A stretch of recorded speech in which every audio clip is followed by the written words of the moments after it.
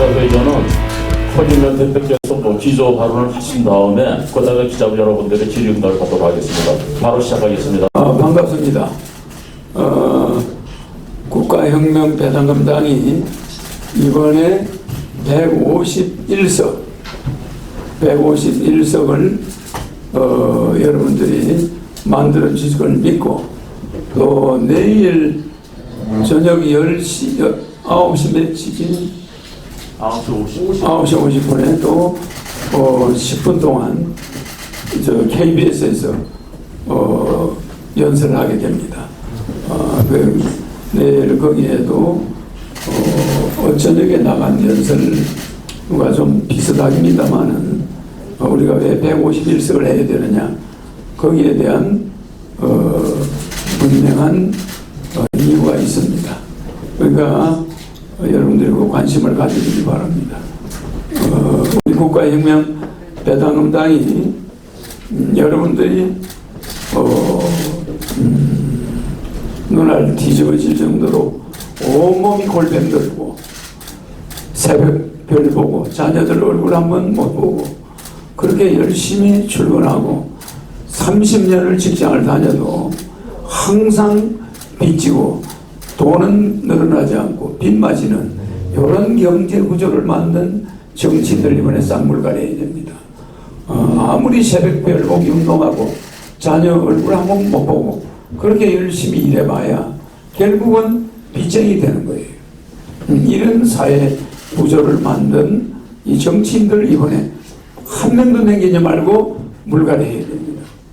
나는 개인적으로 국회의원에 관심이 있거나 그런 사람 아닙니다.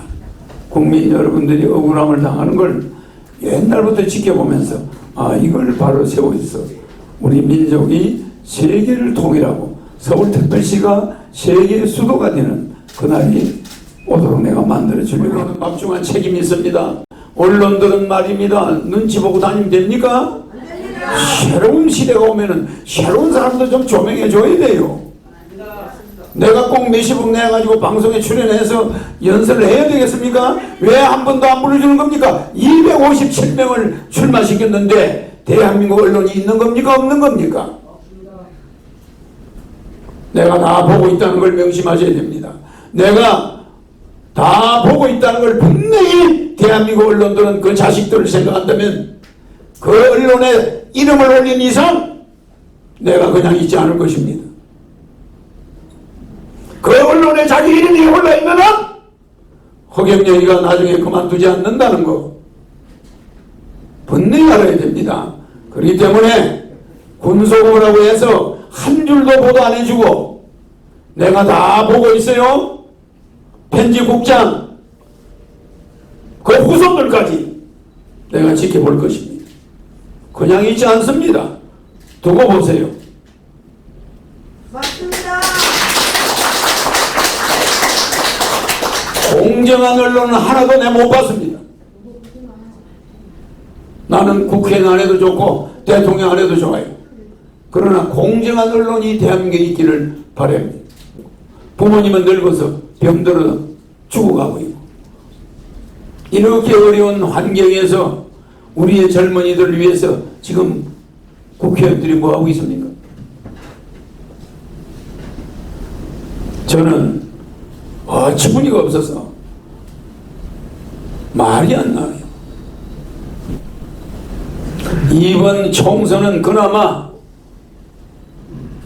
코로나가 와가지고 경제가 어려워지니까 그 퍼준다는 사람 허경영이 다시 한번 보게 된 거예요. 이제 조금 보이죠? 앞으로 1년 국회의원 선거가 끝난 이후에 1, 2년 동안은 세계적인 공황이 옵니다. 한반도는 말할 것도 없이 어려워집니다. 그때 후회하고 아이고 그때 허경영 찍을걸, 내 이름 받을걸, 배당금 받을걸 그렇게 이야기해봐야 그때 때려줘요. 항상 내 말은 나중에 보면 맞아요. 거기에 뒷북을 치고 있는 거예요, 여러분들. 그러니까 지금 정신 차리고 투표할 때 국가혁명배당금당 찍어보시면 분명히 여러분들이 후회하지 않을 겁니다. 또한 정부는 정당들한테 풀어준 450억을 적당 회수해가지고 국민 배당금으로 돌려줘야 될 겁니다.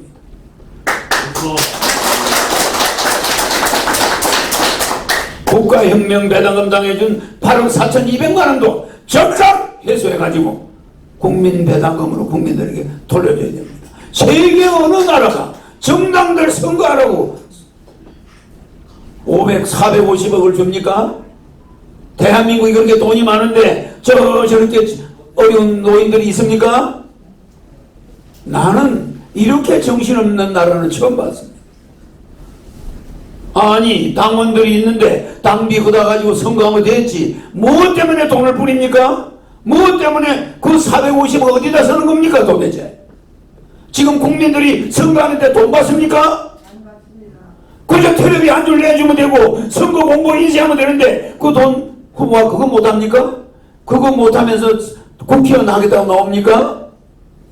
그래서 국가에 국민이 낸 그 피 같은 450억을 꼭 선거 때 지원을 받아야 됩니까? 그 우리나라가 그렇게 부자입니까? 미국도 프랑스도 영국도 독일도 스페인도 그런 돈 주는 일이 없어요. 근데 우리나라 그렇게 부자면 뭐 때문에 여러분들이 이렇게 빚을 집니까? 뭐 때문에 80% 90% 가게가 문을 닫고 도산합니까?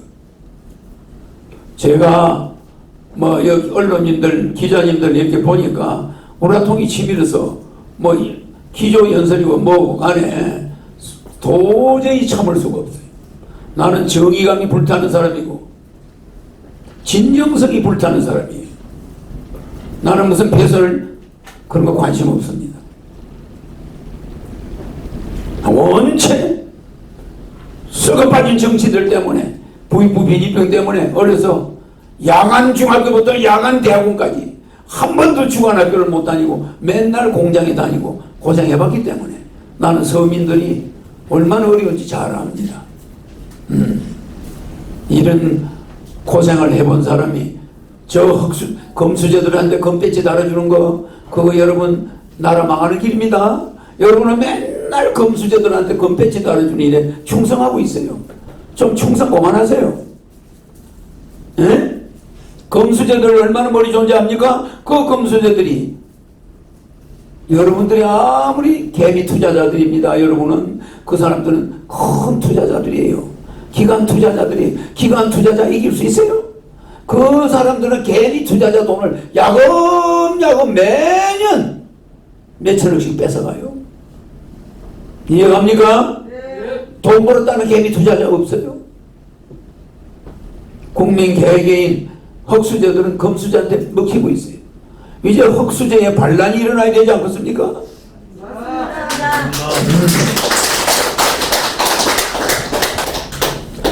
도둑놈들한테 우리 국민의 잘 살 수 있는 권리를 여러분은 알지도 못하면서 몰래 뺏기고 있어요. 그 검수저들 자꾸 찍어주고 금배지 달게 해주면 그냥 여러분들의 권리를 야금야금 다 뺏어가버려요. 그러나 여러분들 나중에 남는 거는 빚밖에 없어요. 신용불량자밖에 없고. 나는 국가혁명배당금당이 국회로 들어가면 모든 정가자의 정가기록은 영구히 폐지합니다. 어떠한 죄명이든 강간이든 죄이든 모든 죄명은 영구히 폐쇄 백지 상태로 만들어줍니다. 그리고 다시는 그런 일이 없도록 생활을 좋게 해주고 배당금을 주고 생계비를 주고 해서 다시는 그런 일이 없도록 그 모든 여러분들의 죄를 국가가 덮었을 겁니다. 여러분들의 모든 부채도 국가 잘못입니다. 정치 지도자들 잘못입니다. 국회의원들 잘못이에요. 여러분들은 무죄예요. 무죄. 그래서 나는 모든 신불자를 사면하고 지금 민사 계류되어 있는 모든 중소기업 영세 중소상공인들의 민사 부채에 대한 소송은 국가가 책임지고 중지하고 그 대책을 세워줄 겁니다. 이해갑니까? 네. 인테리어 중소 영세 자영업자들이 은행에 채권이 묶여있고 집달간이 들어오고 모든 그런 것은 중지됩니다. 국가가 그 채무를 보정해서 단계적으로 처리해 나갈 거예요. 그러니까 부채에 대해서 걱정할 거 없습니다. 네. 우리 국민은 거지가 아니에요. 50만원 100만원이 뭐예요 지금? 지금이 뭐 60년 됩니까? 50만원 주게? 에? 최소한 18세부터 1억 부모님 빚갚게 해주세요.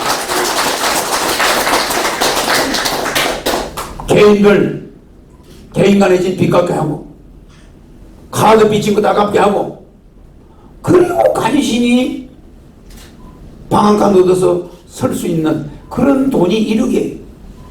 나는 젊은 청년들도 돈이 절실하다고 느낍니다. 그래서 18세부터 1억씩 주면 부모들이 그 돈 보태서 지하실 방에서 이사갈 수도 있고 사업을 시작할 수도 있고 빚진 거 갚을 수도 있고 영세 자영업자들은 식구가 5명만 있어도 5억이 들어와요. 18세 이상 2명만 있어도 4억이 들어와. 부부 2억, 자녀들 2억, 4억이 들어오죠? 그러니까 영세민들의 가계부채는 충분히 해결할 수 있어요. 그런데 거기다가 뭐 50만원, 100만원 그걸 어디다 갖다 붙입니까? 참 대한민국 언론들 정말 해도 해도 너무해. 내 한번 텔레비 비춰주질 않아. 모든 신문사 편집국장 그 대표들 내하고 한번 싸워봅시다. 언젠가 그대들의 자녀들이 그 대가를 받을 것이요. 제대로 보도를 해준다면 없는 일을 해주겠어요. 언론, 집회, 종교, 결사, 종교 표현, 양심, 8대 자유는 부자들만 있는 겁니까? 여야 정당에만 있는 겁니까? 군수 보는 사람 아닙니까? 적어도 257명의 국회의원 후보를 냈으면 그 사람에 대해서 한 줄 보도해줘야 될 거 아닙니까? 무슨 살인범을 공천을 했다 무슨 이거 보세요.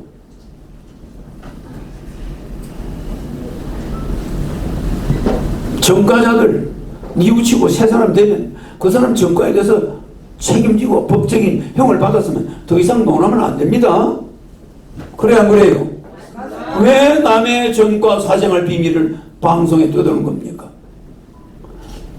오히려 재벌은 사고를 많이 내본 운전수를 쓰는 거예요.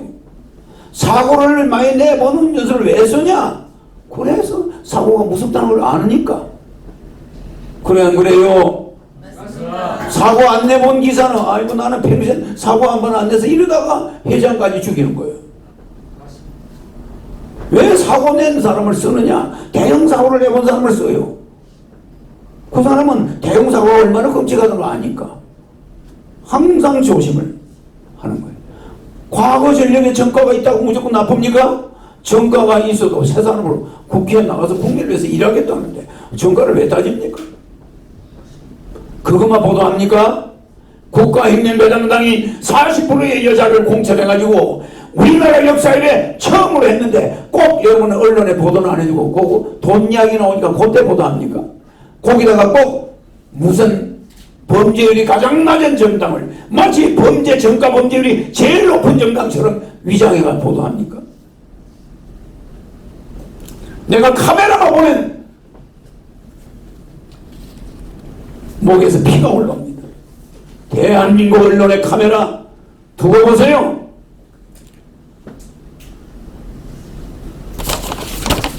나중에 한번 두고 보세요. 카메라만 보면 이가 갈려요. 공정성을 잃어버리고 맨날 그냥 나라 말아먹는 사람들만 찍어대면서 국회의원 선거 기간에 유명 방송들 여야 정치인들 후보들 내보낸 횟수는 수천 번이야. 허경영 한 번도 안 내보내. 공정성이 있는 겁니까? 그게 바로 선거법 위반이야 이 사람들아.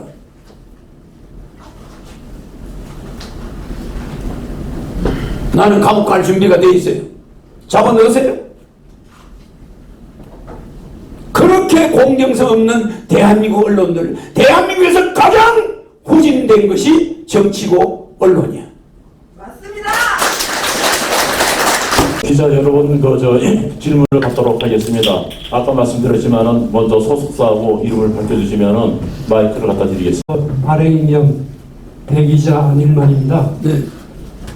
지금 허경영 대표께서 우리 그 불공정한 언론에 대한 지적을 해주셨는데 사실 그 부분은 우리가 앞으로 짚고 넘어가야 할 문제라고 생각합니다. 통 크게 지금 국가혁명 배당금당에서 1억 원을 18세 이상 1인당 1억 원씩을 그리고 국민들한테 배당금을 평생 150만 원을 주겠다고 지금 제안을 해놓았는데 이에 실효 문제를 놓고 사실 유권자들도 혼란스러워하고 있습니다, 사실. 그래서 그 부분이 이제 어떤 혼란을 가져오고 있냐면 우리가 돈을 양적완을 통해서 많이 풀 경우에 역기능이 있을 수 있다 하는 그 생각을 가진 정치인들이 많아요. 국민들은 뭐 많이 주면 줄수록 좋죠. 그런 사람들이 많기 때문에 그런 사람들을 우리가 어떻게 설득해 나가느냐가 가장 중요하다고 봅니다. 기가 막힌 양적 완화 덕분에 우리 경제가 이렇게 성장했습니다. 그러면 우리는 여기서 업그레이드 한 단계 더 나가려면 3단계 양적 완화를 해야 돼. 그게 무슨 양적 완화냐? 세상에 이렇게 언론들이 양적 완화가 뭔지도 모르고 있으니 내가 얼마나 여러분들한테 나라 맡겨놓고 불안한지 압니까? 지금 세 번째 하는 양적 완화는 파이를 키우는 양적 완화입니다. 파이를 키우는 양적 완화. 세균을 배양하는데 거기다 영양소를 넣어줘야 세균이 늘어날 거 아니에요. 대한민국 경제시장이 100일경이면 거기다가 양적 완화를 통해서 10경짜리로 만들 생각은 안 하고 그냥 1경 안에서 고주는 먹이만 먹고 그 경제를 코리아 파이 대한민국 경제를 몽땅 모아봐야 일본의 KT 하나 정도밖에 안 돼요. 대한민국 전체 총 주식 금액이 일본의 대기업 하나 전체 주식 시가와 맞먹는다 이거예요. 너무 파이가 작아. 파이 늘리는 연구 했습니까? 양적 완화를 통해서 돈을 풀어. 그러면 기업이 활성화돼 소비가 더 늘어나 파이가 커져. 미국의 월가가 옛날에 1억 불 가지고 커졌는데 지금 수경불이야 수경불. 그렇습니까 안 그렇습니까? 홍콩이 뭐 아주 조그마한 항구였습니다. 거기다 돈을 자꾸 퍼부어. 영국이 돈을 퍼부니까 어떻게 됐어요? 홍콩의 양적 완화 성공했어. 홍콩은 1억 불도 안 되던 자본이 지금은 수천 경 어마어마하게 늘어났죠. 그럼 홍콩의 조그만 땅덩어리에다 왜 돈을 그렇게 많이 풀어? 인플레 생기게. 지랄병하고 앉아있네 이런. 네, 안녕하세요. 반갑습니다. 저는 NKBS 뉴스 통사의 김성균 기자입니다. 이 코로나로 해서 고생 많이 하시는데요. 간단하게 한 두 가지만 여쭙겠습니다. 지금 현재 국가혁명배당금당에서 21 총선 예비 후보 1000명을 돌파해서 허경영 신부름까지 많이 나오고 있습니다. 그런데 국회에 진출하시면 앞전에 기자회견 때도 말씀하신 것 같이 통일부 해체, 국회의원 보좌관 감축, 벌금면 확대 조금 전에도 말씀하셨는데 거기에 대안을 좀 설명 좀 해주시고요. 또 1인당 150만 원씩을 지급한다고 핵심적인 공약을 했습니다. 거기에 지출할 수 있는 학관 명칭이나 또 학관 현명할 수 있는 게 있다면 간단하게 설명 부탁드리겠습니다. 지금 우리나라 예산이 이제 513조인데 우리나라 작년 세입이 400조가 넘었어요. 자, 그러면 우리나라가 이명박 정권 때 우리나라 예산이 200조였어요. 박근혜 정부 때 300조였어요. 문재인 정부 때 513조입니다. 그럼 우리나라 예산은 아주 상승해 가고 있습니다. 세수가. 왜 그러냐? 세금 개발로 또 사업의 확장으로 늘어나고 있고, 지금 코로나 전국에서도 삼성은 뭐 그런 대로 유지가 돼 가고 있어요. 그런데 국민 배당금을 주는 이런 예산은 그저 충분히 돈이 준비가 돼 있어요. 뭐냐? 우리가 이번 선거에서 지방 후보들한테도 지역 개발 정책은 절대 하지 마라. 너무 돈을 국회의원들은 마치 국회에 출석해가지고 정부 예산 가지고 자기 지역에 많이 가져가면 성공한 국회의원이라고 지역 주민들한테 자랑해요. 국가 예산 지역으로 그런 식으로 가져가는 거, 그 지역 개발하는데 가져가면 거기다 뭐가 있는 겁니다. 무슨 말인지 이해가죠? 힘센 사람 많이 가져가요. 많이 가져가서 그래 지역에 개발 많이 하면은 그게 누가 그 이득을 보는지 압니까? 재미 보는 사람 따로 있겠죠? 우리는 다 알고 있어요. 에? 그 국가 예산이 무슨 복마전입니까? 농공 행상하는 데서 이게 지역 개발은 스톱이에요. 이제 지역 개발은 이만하면 됐어요. 세계 최고야. 이제 국민들 좀 거지 만들지 말고 국민들 호주머니에다가 좀 투자하자 이거야. 국민들한테 좀 투자하자 이거야. 그래야 뭐 여유가 있어. 애들 장가도 보내고 뭐 시집도 보내고 부모들이 살 거 아닙니까? 그렇잖아요. 뭐 맨날 공업만 만들고 뭐 해관만 만들고 뭐 사업 계획도 거창하다고 뭐 무슨 만개발 사업 뭐 하는 겁니까 도대체? 대한민국 예산은 건설 예산 갖다 써야 됩니까? 대한민국 예산을 이제 국민들한테 좀 돌려주자 이거야. 그런 당이 있습니까?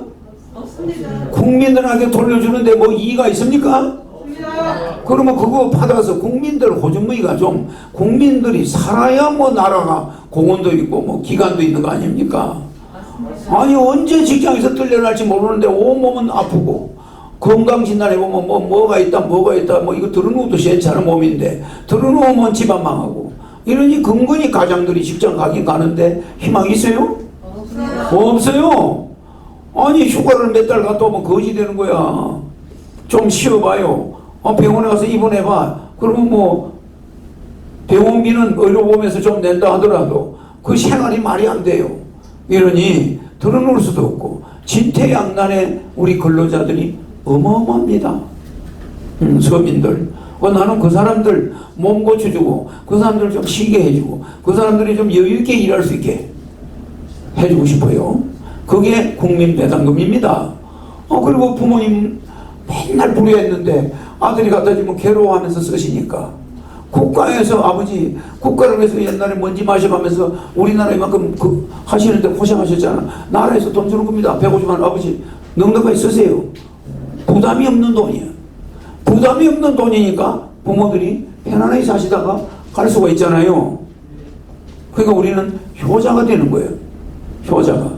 그런데 국가 예산이 어디 있냐고. 자 보세요. 513조. 앞으로 2년 후에 내가 대통령 되는 시점이 되면 될지 안 될지는 국민들 손에 달린 거고 만약에 그때 된다면 약 예산이 800조가 돼요. 2배, 약 1.5배 늘어납니다. 그러면 대한민국 예산 800조에서 200조만 쓰는 거야. 나머지 600조는 배당금으로 쓰겠다는 거예요. 예산 충분해요. 무엇 때문에 여야 정당하다가 450조를 줍니까? 당장 돌려받아가지고 국민들한테 돌려주세요. 우리 당 가진 거 8억 4,200 돌려달라면 내가 돌려줄게요. 이거 있을 수 없는 돈이에요. 우리는 그 돈이 반가운 거 같습니까? 반갑지 않습니다. 이 국가의 예산이 없다는 소리 하지 마세요. 지자체 의원들 월급 안 준다고 이야기했죠? 그래야 지자체 의원 만들었죠, 국회의원들이? 자기들이 돈 많이 만들어 놓은 거야. 그래 놓고서는 공천할 때 뭐가 왔다리 갔다리 또 월급 안 준다고 해놨다가 1년에 1조 7천억이 나가요. 지자체 의원들 유급으로 만들어가지고 연간 1조 7천억, 국회의원들 연간 1조 8천억. 국회의원 무보수 명예직으로 해도 후원금이 있는데 어디 대한민국 직장에 공무원이 후원금도 받고 월급도 받고 그런 직장이 있습니까? 없습니다. 아니 지금 우리나라 장관이 후원금 받나요? 대통령 후원금 받나요? 국회의원들은 월급도 받고 후원금도 받고, 대통령도 지금 돈 1억 안기부 돈 받았다고 지금 감옥에 가 있어요. 그래 안 그래요? 근데 국회의원들은 몇 억씩 후원금 받아도 괜찮대. 그렇게 법을 만드는 사람이 누구예요? 국회의원들이야. 여러분들은 방정식 좀 배워요. 방정식. 자기들이 법을 만든다고 해서 자기들은 월급도 받고 뇌물도 받고. 여러분 후원금이 그게 뭡니까? 뭔지 아시겠죠? 합법을 가장했을 뿐이야. 어쩌다고 후원금이라는 이름을 붙여요? 합법을 가장한 거지. 맞아요. 그 대통령도 후원금 받게 하고 장관도 후원금 받게 해. 왜 국회의원들만 후원금 받아? 그 수금하러 다니는 게 국회의원입니까? 1년 1 중에 후원금 때문에 만나는 사람 수가 국사를 국민을 위해서 다니는 수보다 더 시간을 많이 할애한다면 어떻게 생각할래? 안 됩니다. 어떻게 생각할래요? 안 됩니다. 후원금 받는 거 로비하러 다니는 게 국회의원입니까? 아니요. 국회의원에게 후원금이 후원금, 월급이 둘 중에 하나를 택해야 되는 거예요. 맞아. 아니 국민을 눈 감겨놓고 국민을 아웅하는 겁니까? 국법을 만드는 자들이 제일 청렴해야 되고 제일 올바라야 되는 거 아닙니까? 맞습니다. 근데 그 사람들은 후원금도 받고 월급도 받고 비행기는 1등석 타고 다니고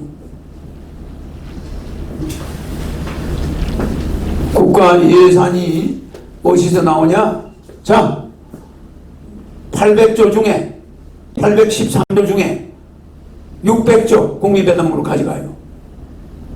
또 그것뿐입니까? 세금 36가지를 한 가지로 통폐합하면 매년 100조가 세수가 늘어나요. 탈세가 안 잡힌 탈세가 없어지니까 전체 매출에 흑자를 받든 적자를 받든 세금이 몇 퍼센트 이러면 탈세가 안 되는데 흑자 본 거는 세금을 매기고 적자 본 거는 안 매기고 전부 적자로 분갑해버려요 회사들이. 이해갑니까? 모든 것이 조작이 될 수 있다는 거야. 최고의 세금 전문가들을 고용해가지고 직원으로 쓰면서 그 세금 안 내는 방법 다 연구하고 있죠. 그죠? 그거 이제는 안 돼요. 그냥 세금 전문가도 필요 없어. 전체 매출의 몇 프로 세금이. 흑자 적자 그런 거 우리 못 믿어. 얼마든지 매입자를 조작해. 자기들이 만든 회사에서 자기들이 자료 가지고 와. 예를 들어서 그런 거 나중에 회사 망했다고 없애버려. 이런 거 있을 수 없습니다. 순전히 매입자료를 사고 팔고 이런 시대에 지금 세금제로 그대로 두면 됩니까? 안 돼요. 국민은 가만히 앉아서 도둑질 당하고 고생만 사서 하고 있는 거야. 얼마든지 세금이 제대로만 거치면 대한민국은 세계 10위 부자 국가인데 국민의 생활은 세계에서 98번째로 가난할 때하고 똑같아? 그때부터 더 못해? 이건 뭐가 잘못됐어요? 세금 거두는 방법이 잘못됐다 이거야.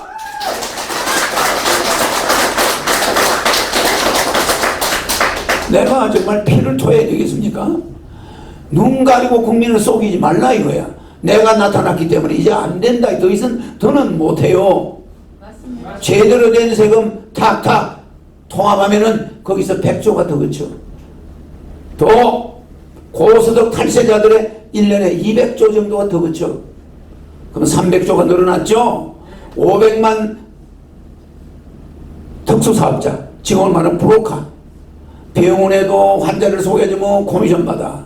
변호사한테 코미션 사람 소개하면은 코미션 받아. 의사한테 환자 소개하면 코미션. 뭐든지 어디든지 복덕방에 부동산 부동산 업자한테 갖다 소개해줘도 중간 사람이 코미션 받아. 특수사업자야. 브로커.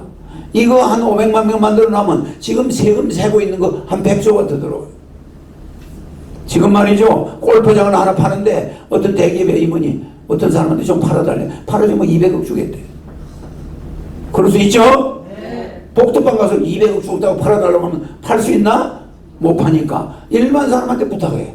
그럼 어떤 사람이 소개해줘서 그 200억 세금 낼까요? 낼까요? 안 돼요. 안 냅니다. 네, 그거 200억 받은 거 알면 그냥 그 사람 감옥 가요. 변호사법 위반이야.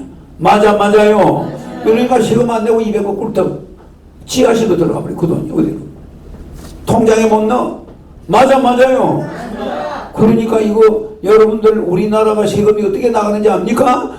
그럴 때 그 소개해준 유능한 그 사람은 200억을 개인적으로 숨겨. 맞아. 그럼 1년에 이런 식으로 썩싹 하는 게 얼마나 많은지 압니까? 얼마인지 나는 알아요. 그거 세금 한 100조가 더 들어와. 그러면 이게 돈이 얼마입니까 도대체가? 그런데다가 또 거기서 100조가 들어와 200조가 들어와요. 또 전국의 교도소 아니 강간범 살인범 강도가 일반 아무것도 아닌 범죄자들하고 한 방에서 자요. 내가 가봤잖아. 한 방에서 잔단 말입니다. 오늘 자는데 옆 사람은 살인범이야. 지금 아버지를 죽인 사람이야. 옆에 있는 사람은 뭐 하는 사람이에요? 강간범이야. 또 옆에 있는 사람은 강도야. 5만 가지 이야기를 밤새도록 들어. 1년 내내 몇 년 동안 기가 따갑도록 들어. 교도소 보내는 거예요. 이거 나라 망하는 겁니다. 전부 벌금 제도로 해. 강력한 범죄자들은 특별 감옥소 하나만 있으면 돼. 특별 감옥, 강력범 감옥 하나만 두고 다 벌금 제도로 다 풀어줘. 가서 다시는 한 번 더 할 때는 벌금이 더 높아져. 그래서 벌금 못 낸 게 얼마 딱지가 딱 붙어 있어.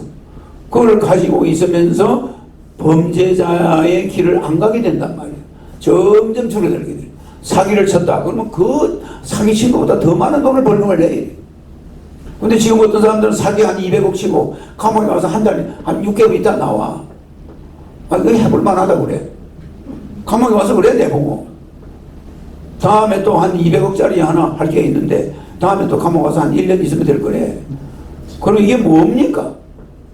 이런 법을 없애는 것은 벌금형으로 좀 바꾸는 거야. 감옥 안 보내. 웬만한 사람은 사기 쳤다. 그거 몇 배 돈 물려내게 벌금 때려.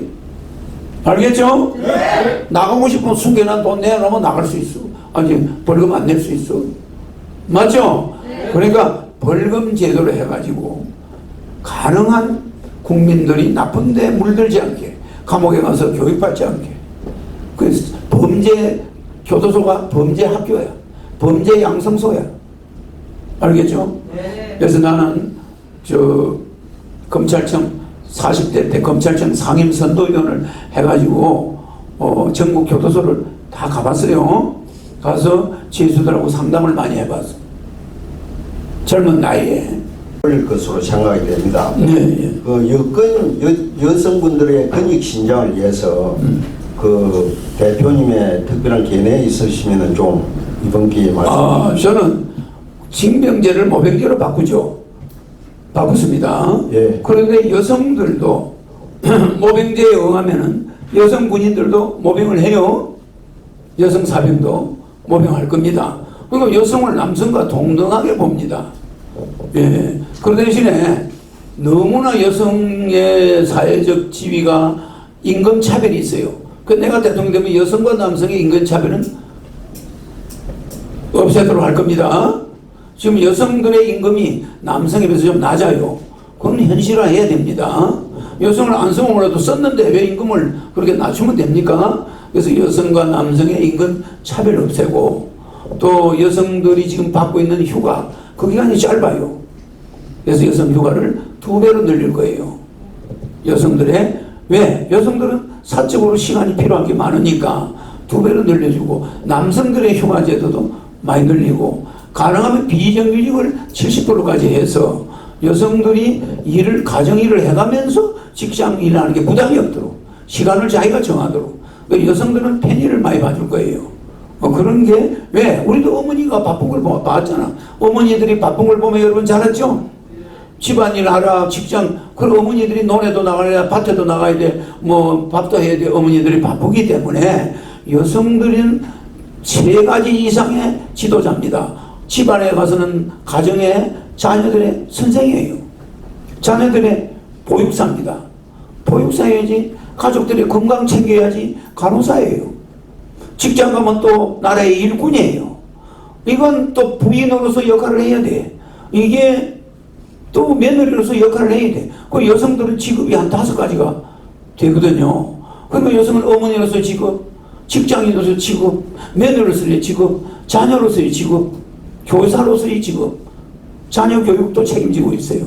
그러니까 우리가 여성들에 대해서 너무 인색하다는 거예요. 안 그렇습니까? 그래서 여성들의 임금을 남성과 동등하게 해주고 휴가는 그 대신 더 많이 주고 현재 지금 여성의 휴가에 2배를 주고 뭐 이런 게 여성 신장입니다.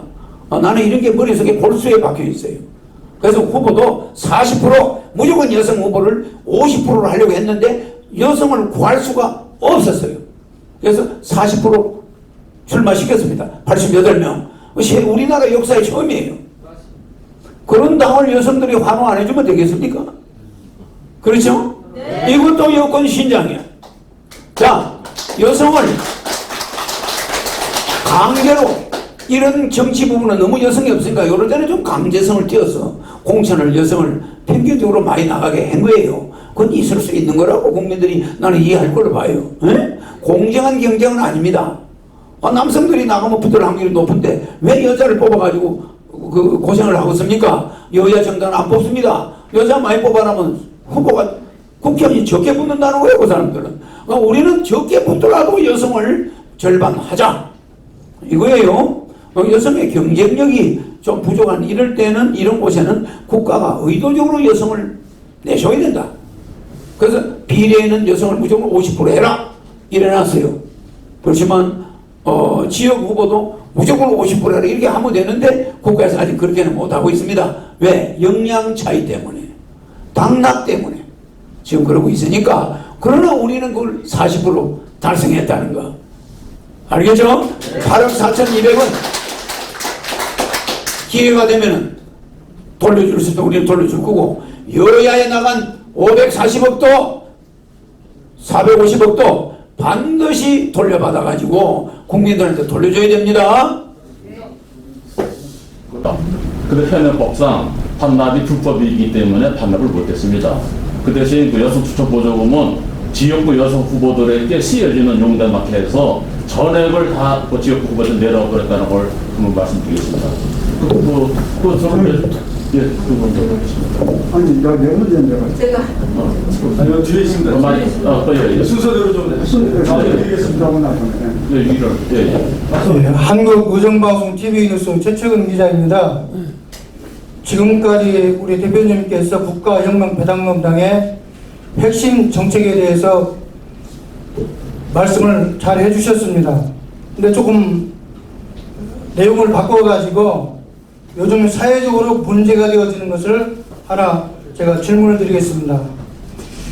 텔레그램 N방 사건과 디지털 성범죄의 사회적인 문제점은 무엇이고 이에 대한 해결책은 무엇이라고 생각하시는지 시원하게 좀 밝혀주십시오. 그런 거는 우리 사회가 공무원 숫자가 수사를 하는 공무원 숫자가 한계가 있어서 그런 네티즌들의 광범위한 인터넷 범죄에 대해서 사이버 수사대가 사람 숫자가 한계가 있다 보니까 철저히 수사할 수 없는 부분이 있습니다. 원체 양이 많다 보니까. 그러나 앞으로는 그런 것이 적발되면은 그런 범죄는 굉장히 그 서양에서는 그런 사이트에 접촉만 해도 징역 20년 이상이에요. 그렇기 때문에 그것은 내가 대통령이 되면은 그 범죄 자체가 원천적으로 차단하지 그들을 처벌 위주로 일벌백계 하는 것은 너무 많은 사람이 연루되어 있다 보니까 그런 것은 그 주동자에 대해서는 강력한 처벌을 하지만 그 종범에 대해서는 우리 사회가 국가가 책임이 있기 때문에 가능한 그런 일이 없도록 국가가 이끌어가고 계몽을 하겠습니다. 그래서 그것은 국가도 책임이 있다. 우리 국가가 공무원 숫자가 한계가 있다 보니까 그 사이버에 늘어나는 어마어마한 그 범죄자들 다 추적하기 어려워요. 그래서 그런 문제가 있기 때문에 그건 우리 국가가 그런 범죄자들을 키웠다고 볼 수가 있어요. 그래서 국가도 일정 책임을 져야 되기 때문에 내가 대통령 되기까지는 그런 범죄자들을 그 종범들에 대해서는 관용을 베풀겠지만 대통령 된 후에는 그런 일이 없도록 할 것입니다. 주범은 강력한 처벌을 받을 수밖에 없습니다. 진정성 아주 그 말씀을 제가 존경하고 있고요. 또 이제 나라를 사랑하는 애국심 아주 좀 존경합니다. 벌써 감사합니다. 오늘 여러 가지 말씀 듣고 제가 생각하는 뭘 생각했냐면은 앞서간 사람으로서 뒤따라오는 젊은 사람들 생각하는데 국가혁명대금당에서 많은 후원과 이제 그 지원이 있지 않습니까? 그런데 정말 이것이 받게 되면은 정말 하나의 유토피아의 세계가 아니고 실제의 세계다 보니까 인생의 만족을 느끼고 아마 국가혁명대금당을 지지하는 삶을 맞을 것이다. 이렇게 제가 생각하고 있습니다. 다만 문제가 뭐냐면은 앞서간 우리가 현재의 젊은이들 바라볼 때 우리 세대보다 많이 나약하거든요. 이들에 관한 결혼 배당을 준다. 또 노인들에게 얼마 주겠다. 또 이렇게 어른 사람들에게 150만 주겠다. 많은 그 계획이 있지 않습니까? 만약에 이들이 이 금액을 받아서 정말 감사하고 사회 이론을 실현하면 뭐 두말할 거 없겠습니다만은 얘들 하나의 유토피아의 세계를 바람하고 공짜로 생각하면서 그냥 뭐 가만히서 돈을 주는데 뭐로 돈을 벌겠느냐, 뭐로 일하겠느냐, 경제성 하락 이런 거 생각할 수 있겠고요. 나약한 국민과 점을 만드는 한 지력이 되지 않겠는가, 이게 우려감이 드는 것이겠고요. 또 자유주의, 자유경제민주주의가 하락함으로 말미암아 오히려 심각한 경쟁 사회주의 속에서 어려움을 더 주는 것이 아니겠느냐 염려가 됩니다. 그래서 우리 앞서간 선배로서 어른으로서 지도자로서 방법을 잠깐 말씀해 주시죠. 이상입니다. 네. 지금 말씀하신 것도 그런 것도 하나의 기후에 불과합니다. 무슨 말씀이냐면은 지금 화살을 맞은 사람이 독화살을 맞은 사람이 독화살을 빨리 베고 빨리 치료를 받는 게 급선무예요. 근데 이 독화살이 날라온 방향은 어디냐? 범인부터 잡으러 다니면 되겠습니까? 그러니까 뭐 이 독화살을 쏜 놈이 도대체 누구냐? 그놈이 저기 가고 있어. 도망을 가고 있어. 그 화살 맞은 놈이 그럼 쫓아가면 되겠습니까? 무슨 말인지 이해가죠? 화살이 어디서 날라왔든 간에 그놈이 저놈이 범인이라 하더라도 나는 병원으로 쫓아가야 돼. 그래 안 그래요? 지금 우리 국민이 다 죽어가는데 물에 빠진 사람 일단 건져서 살리는 게 급하지 않아요? 여기 살려나면 여기 도둑놈이 될 거 아닌가? 요거 살려나면 살인범도 될 수 있잖아. 이거 살려나면 도둑이 뭐하는 놈인지 알 수도 없잖아. 그럼 그걸 물에 빠져 숨 넘어가서 보고 너는 앞으로 살려주면 잘 살 거냐? 물어보고 살려줍니까? 절대 잘못 생각하고 있는 거예요. 대다수 국민은 그 돈을 받으면 파일을 늘리려고 하지 그 돈 닦아서면서 놀려고 하는 사람 없습니다. 젊은이들이 그런 젊은이들한테 왜 주냐? 바로 그 점이에요. 젊은이한테 줘야 돈을 써요. 돈을 써가지고 시중에 돈이 돌기 시작하는 거예요. 돈 쓰러 다니는 것도 힘든 거예요. 돈의 3대 요소가 있습니다. 쓰는 고통. 아무나 못 써요. 힘없는 사람, 늙은 사람들은 못 씁니다. 쓰는 고통. 노인네들처럼 집 사는 데 쓰고 이거는 소비가 아니에요. 그거는 돈이 안 돌아요. 젊은 애들은 그냥 식당도 가고 뭐 어디 가고 여기도 가고 많은 작은 업소들, 영세업소들을 많이 다니면서 쓰게 됩니다. 그러다 보면 그 많은 영세 자영업자가 살아날 수가 있어요. 이 굉장한 비밀이 들어 있습니다. 돌아다니는 애들한테 돈을 줘버리면 경제가 순식간에 확 얼굴에 화색이 돌기 시작합니다. 제발 모르면은 그냥 가만히 계세요. 대한민국 국민들, 내가 바보가 아닙니다. 바보가 아니에요. 그거 알고 있습니다. 특수한 생각에서 그 일을 하고 있는 겁니다. 말하자면은 저를 믿으시면 돼요. 그래서 우리 기자님이 그걸 알고도 물었을 거 내가 알아요. 나는 국민들 보고 하는 말이에요. 우리 기자님한테 하는 말씀이 아니라 기자님은 국민들한테 그 궁금한 걸 풀어주려고 하시는 거잖아요. 국민 여러분들은 절대로 제가 이 파일을 늘리려고 하는 비밀을 알아야 됩니다. 그러면 이 문 닫아야 될 가게들이 살아나기 시작하면서 집세도 내고 종업원들 월급도 나오고 이러면 고용이 늘어나요. 근데 지금 제일 무서운 게 뭔지 압니까? 코로나가 오니까 돈이 한 번도 없는 일용직들이 직장을 다 잃어버린다는 거야. 그러니까. 나가면은 가게가 전부 문을 닫아서 부르는 사람이 없어. 그럼 돈을 빌리러 다녀봐야 다 직장이 없다는 거야. 그러다가 자살하는 거죠. 그럼 자살자가 기하급수적으로 늘어날 수가 있는데 이거를 해결해 주는 자가 허경영 정책입니다. 자 보세요. 아니 뭐 술집이고 식당이고 이런 데서 아르바이트 하던 사람들이 전부 문 닫아버리니까 이 돈이 제일 어려운 사람들이 집 안에 들어앉아 있게 돼 있다 이 말이에요. 아니 있는 사람은 해외여행 갔다 다니고 뭐 그러지만 그래서 지금 걱정하시는 거는 기후라는 거. 뭐 그렇다고 사람이 파이를 늘리는 버릇이 인간에게 있기 때문에 자본주의는 점점 그릇이 커져요. 그 돈을 2,000조를 풀면요. 우리나라 돈이 4,000조, 5,000조 파이가 커지기 시작합니다. 그럼 우리 수출 시장도 옛날에 1억 불 하다가 지금 10억 불, 100억 불, 1,000억 불, 1조 불 달러까지 올라가죠? 이렇게 파이가 국가가 커지는데 돈은 늘리면 안 된다. 이거 잘못된 거예요.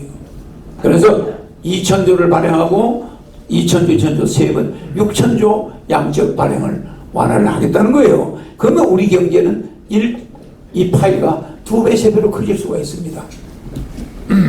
참고로 허경영 배당문당 비례대표 후보가 16번인데요.